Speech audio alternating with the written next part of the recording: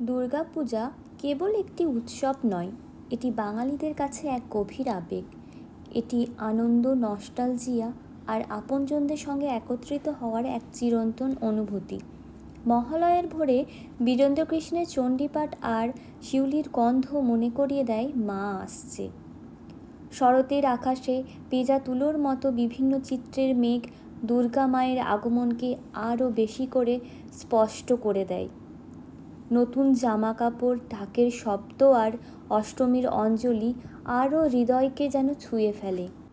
সাধারণত আশ্বিন মাসের শুক্লপক্ষের ষষ্ঠ থেকে দশম দিন পর্যন্ত শারদীয় দুর্গাপূজা অনুষ্ঠিত হয়। এই 5টি দিন যথাক্রমে দুর্গা ষষ্ঠী, দুর্গা সপ্তমী, মহা অষ্টমী, মহানবমী ও বিজয়া দশমী নামে পরিচিত।